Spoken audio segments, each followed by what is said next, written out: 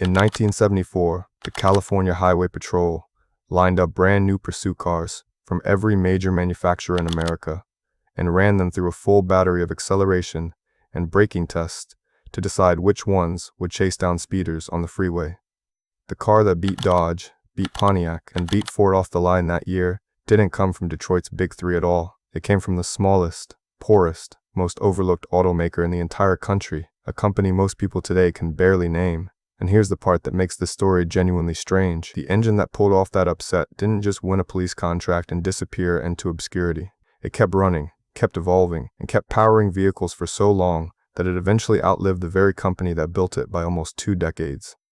This is the story of the forgotten AMC engine that almost beat Detroit's Big Three, and in more ways than one actually did. Let's get into it. To understand how unlikely this entire story is, you first have to understand what American Motors Corporation was actually up against. AMC was formed in 1954 when two struggling independent automakers, Nash and Hudson, merged together out of pure survival necessity because neither one had the sales volume to keep competing against General Motors, Ford, and Chrysler on its own. Even combined, AMC was a fraction of the size of any single Big Three division, where Chevrolet alone could spend more on a single new engine program than AMC's entire annual research and development budget. AMC's engineers had to make every single dollar count in a way that Detroit's giants simply never had to think about. This wasn't a company that could afford to build a different engine family for every model line, run parallel development programs, and quietly cancel the ones that didn't pan out. AMC got one shot to get it right, and they knew it. That constraint is exactly what led to one of the most quietly brilliant engineering decisions of the entire muscle car era. When AMC set out to design a new V8 engine family for 1966, they couldn't afford to build a small block and a big block as two completely separate engine designs, the way General Motors and Ford both did. So their engineers designed something smarter instead, a single modular architecture using thin wall casting technology that could be bored and stroked across a wide range of displacements while sharing the same fundamental tooling, the same bore spacing, and the same basic block dimensions throughout. The very first version displaced 290 cubic inches, but because the entire family was engineered around shared architecture from day one, AMC could later stretch that same basic design out to 343 cubic inches, then 360, then 390, and eventually all the way up to 401 cubic inches, all without retooling an entire factory floor from scratch every single time they wanted a bigger engine on the option sheet. General Motors needed separate small block and big block families to cover that same displacement range. AMC did it with one architecture and a fraction of the investment. That single family of engines ended up doing an enormous amount of work across AMC's entire lineup. The 290 launched in the 1966 Rambler American and Marlin, giving even AMC's economy-leaning models genuine V8 credibility for the first time. By 1968, the 343 found its way into the brand new Javelin and AMX, giving those pony cars enough torque to seriously worry the Mustang and Camaro buyers cross-shopping them. In 1970, the same basic architecture, bored and stroked yet again, powered the outrageous Rebel machine, a limited production muscle car finished in patriotic red, white, and blue paint that packed 340 horsepower out of the 390 cubic inch version, numbers that stood toe-to-toe with plenty of big block offerings from companies many times AMC's size. One engineering team, one core architecture, covering everything from a grocery-getting wagon to a factory drag strip special, all sharing the same fundamental bore spacing and the same production line. The thin wall casting technique deserves its own explanation, because it's a genuinely clever piece of engineering that gets almost no credit in automotive history books. Traditional engine blocks of the era were cast with thick iron walls as a safety margin, more material than was strictly necessary, because the casting processes of the time weren't precise enough to reliably produce thinner walls without risking porosity or weak spots. AMC invested in more precise casting technology that let them cast the cylinder walls noticeably thinner while maintaining structural integrity, which shaved real weight off the finished block.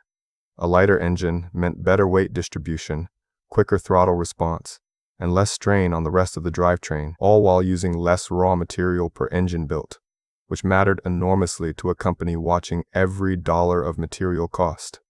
It was a kind of unglamorous, behind-the-scenes engineering decision that never showed up in a magazine ad. But it's exactly the sort of thing that let a tiny company punch dramatically above its actual weight class. By 1968, AMC had a genuine performance flagship to show off what this engine family could actually do. The Javelin and its short wheelbase sibling, the AMX. And here's where the story takes a turn that most people simply don't expect from a company as small as AMC. Roger Penske, already one of the most respected team owners in American motorsport, agreed to run a factory-backed Trans Am racing effort for AMC starting in 1970, with driver Mark Donohue behind the wheel of a specially prepared Javelin. This wasn't some underfunded vanity project. Penske and Donohue were serious professionals, going up directly against factory-backed Ford Mustangs and Chevrolet Camaros, cars built by companies with budgets that dwarfed AMC's entire corporate balance sheet.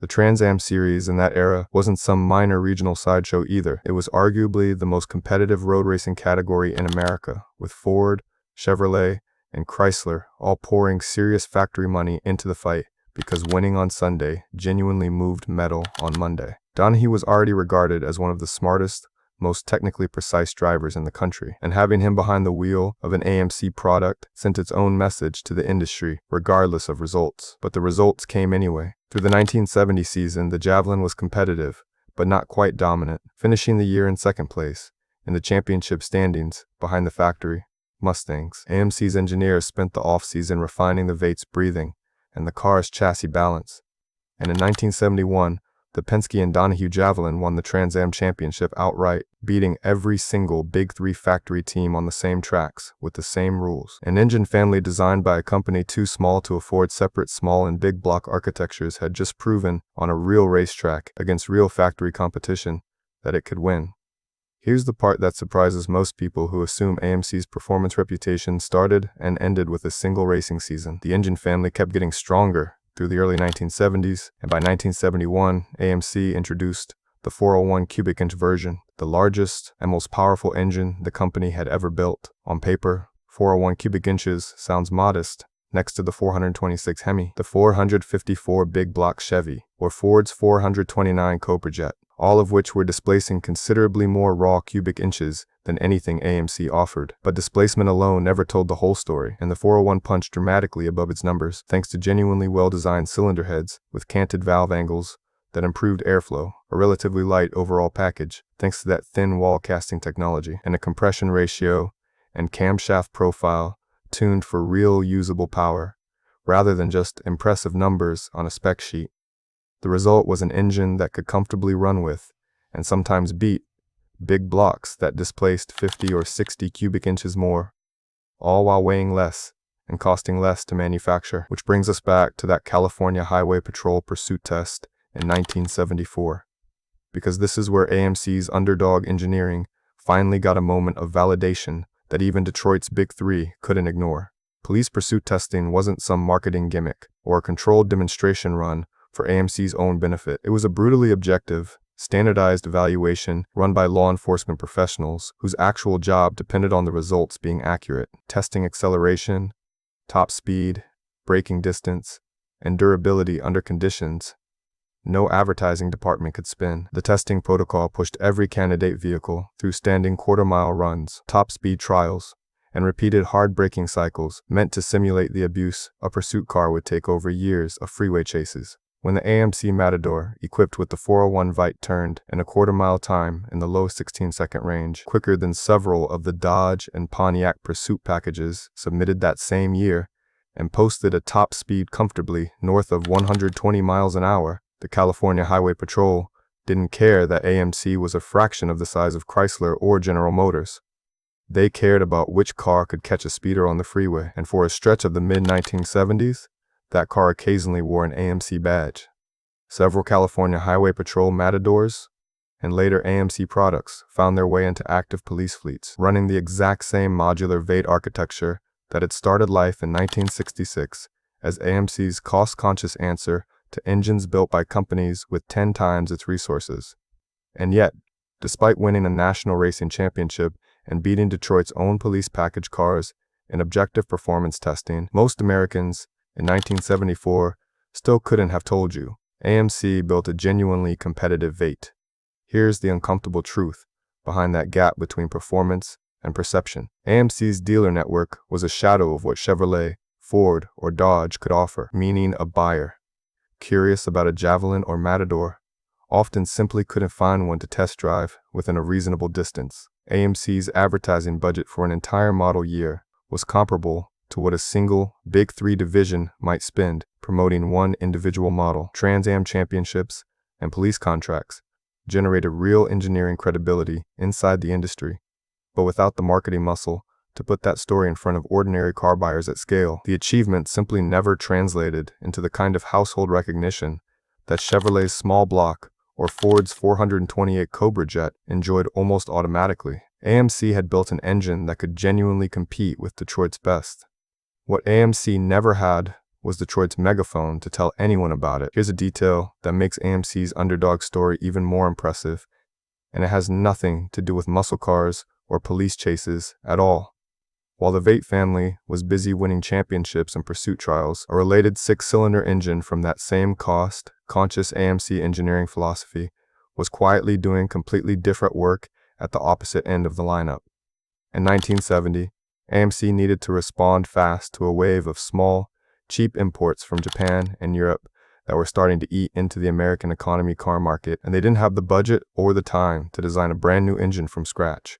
So they reached into the same modular thinking that had produced the V8 family and adapted their existing inline six to power the Gremlin, a stubby little subcompact that AMC rushed to market specifically to beat Ford's Pinto and Chevrolet's Vega to showrooms. It worked. The Gremlin arrived before either domestic rival and gave budget-conscious buyers a genuinely durable six-cylinder engine at a price point where Ford and Chevrolet were still scrambling to finalize their own smaller, less proven, four-cylinder designs. The same engineering culture that squeezed a Trans Am championship and a police contract out of a V8 family was simultaneously squeezing a first-to-market advantage out of an economy car, using engines that shared philosophical DNA, even if they didn't share a single physical part. Here's where the story gets genuinely strange, and it's the twist that most people never see coming when they first hear about AMC's engineering legacy.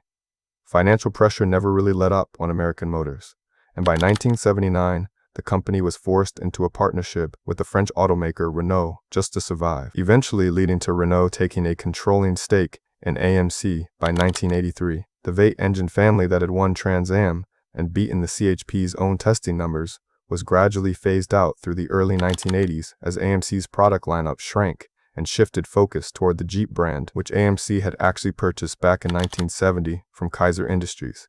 By 1987, Chrysler purchased American Motors Corporation outright, primarily to get its hands on the enormously valuable Jeep brand, and the AMC name itself was retired from car dealerships within about a year. As a standalone automaker building its own passenger cars, American Motors Corporation was officially gone.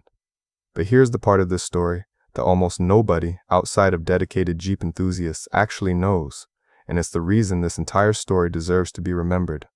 While AMC's V8 family faded out, a related engine from that same era of AMC engineering, the AMC inline six-cylinder, originally developed in the 1960s alongside the V8 program and sharing some of that same cost-conscious, thin-wall engineering philosophy, kept right on running inside Jeep products after Chrysler took over. That six-cylinder was refined and modernized into the legendary 4.0-liter Jeep engine, a power plant that earned an almost mythical reputation among off-road enthusiasts for being nearly impossible to kill, even under the worst abuse imaginable. Chrysler kept building that AMC-designed engine, continuously refined but fundamentally rooted in the same engineering lineage, all the way through 2006, powering Jeep Wranglers, Cherokees, and Grand Cherokees for nearly 2 full decades after the AMC badge itself had already disappeared from every dealership in America. Among off-road enthusiasts, the 4.0-liter earned a reputation that bordered on folklore, stories of examples running past 300,000 miles on nothing but routine oil changes, engines pulled from wrecked Jeeps and dropped straight into completely different vehicles, because rebuilding one almost never made financial sense, next to just finding another running unit in a salvage yard. Off-road forums are still full of owners debating exactly how many hundreds of thousands of miles a well-maintained 4.0 can realistically go before it needs real internal work.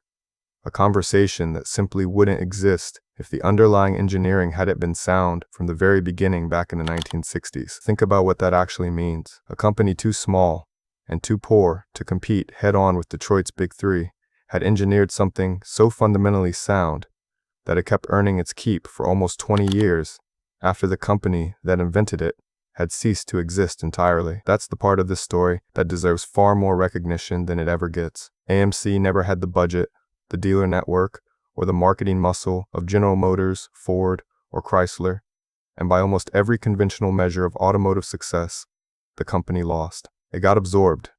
Its badge disappeared, and most car buyers today would struggle to name a single AMC model off the top of their head. But underneath that story of corporate failure sits a genuinely remarkable engineering achievement that quietly kept winning long after the company itself had stopped existing. A modular V8 architecture, smart enough to cover an entire displacement range without separate tooling. A Trans Am championship won against factory teams from companies 10 times AMC's size. A police pursuit test where the underdog beat the establishment on pure performance. And an engine family whose engineering DNA kept running in showrooms for almost 2 decades after the company that designed it had already been sold off for parts. So the next time somebody tells you the muscle car era only belonged to Chevrolet, Ford, and Dodge, remind them that the smallest company in Detroit built an engine good enough to beat all 3 of them at different points on a racetrack, in a police pursuit test, and ultimately in raw staying power. AMC didn't survive as a company. Its engineering did, powering Jeeps built well into the 21st century, using ideas that trace straight back to a cost-conscious engine program from 1966. What do you think? Does an engine's legacy matter more than the company that built it? Or does AMC deserve to be remembered as a genuine, also ran, no matter how good the engineering actually was? Drop a comment and let me know. Thanks for watching.